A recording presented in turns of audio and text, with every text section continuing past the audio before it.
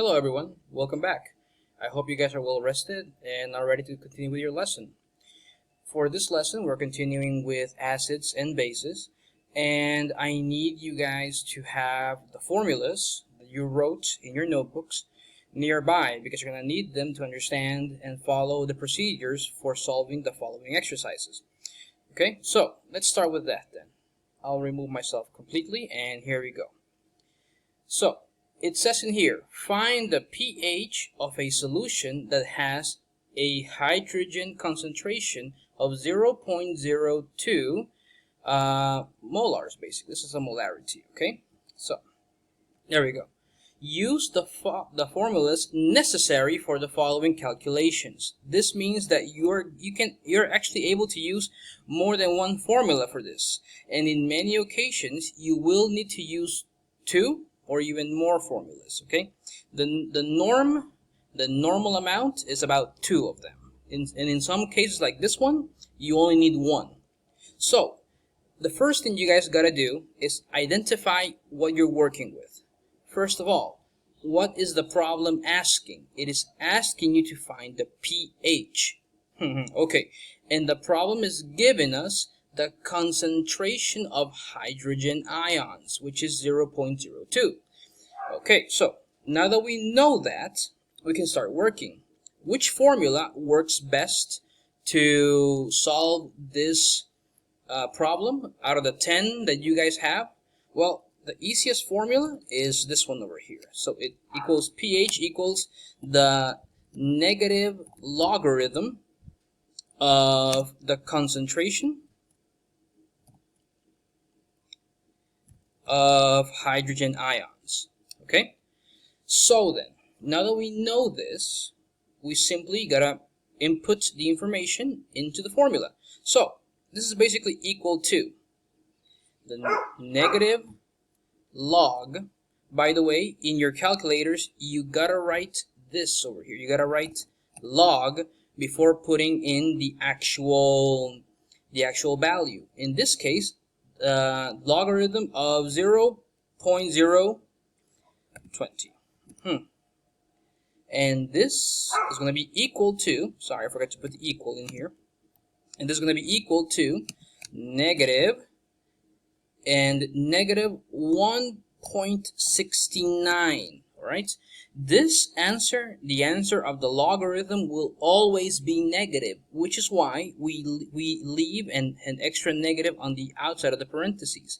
Basically, you got to realize that in the end, whatever answer you get from the logarithm has to be negative, and it will eventually become positive, because negative times negative equals basically positive. So 1.69. All right, that is the pH for this problem. For exercise number 2, we have a problem that says find the pH of a solution that has 7.2 times 10 to the negative 8 molarity of hydrogen ions. Remember that this is also concentration. Okay, so this is the molarity, and molarity and concentration can be expressed with decimals and with powers of tens, but the procedure is the same. In this case, for example, they are asking us for the pH, and we're given the concentration. Given those two things, which formula works best for this situation? Actually, as a matter of fact, it's the same formula again. We can use the exact same formula as last time to solve this problem. Again, it's the easiest way to actually solve this problem specifically. However, because we are working with powers of 10, I recommend that you guys also put in your calculators this value, the molarity value, okay, like in parentheses as well. Okay, that's gonna help you guys a lot. Actually, give me a second over here, and there we go. So I recommend that you guys put that value in parentheses as well. Okay, so when we solve this, actually, when we use our calculator to solve this, the answer that is given to us should be negative 7.14. Okay, but we come again to the same situation that the value of the logarithm will always be negative. So that's why we have the negative value outside of the parentheses, which means that the answer is going to be, oops, sorry, I made a mistake in here. It's point. Which means that the value of this, because negative times negative, will be then 7.14. Alright, excuse me, it's this key over here. Alright, so, and that is there's the pH for this exercise. Moving on then to exercise number 3, it says find the pH of a solution that has 0.005 molarity of NaOH.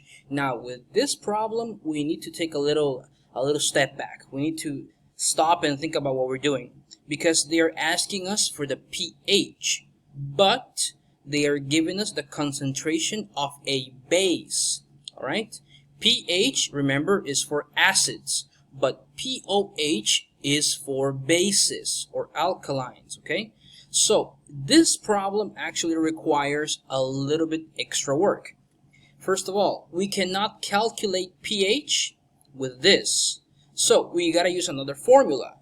What formula can we use? Oh, I am giving the concentration of a base, which means that I can actually use the pOH formula, to calculate the pOH before calculating the pH. Alright, so we got in here the negative logarithm of 0.005.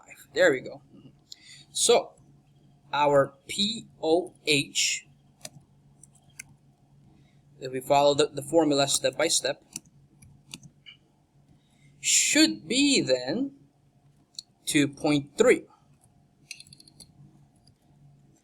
Sorry, negative 2.3. Because we got a negative and we multiply it times another negative.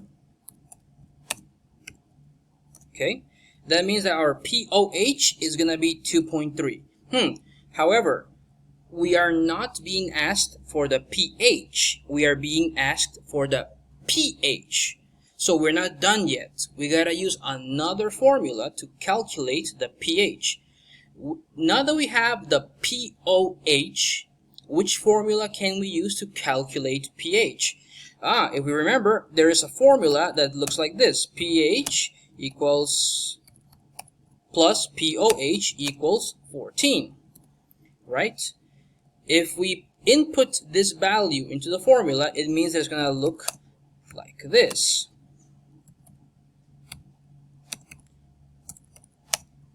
Alright? So, if we simply clear this formula over here, it's going to end up looking like this. 14 minus 2.3. And the final answer then is going to be 11.7. That's going to be the pH for this exercise. So keep in mind that while you're reading the exercise, you gotta know what you're working with. Is this a base or is this an acid?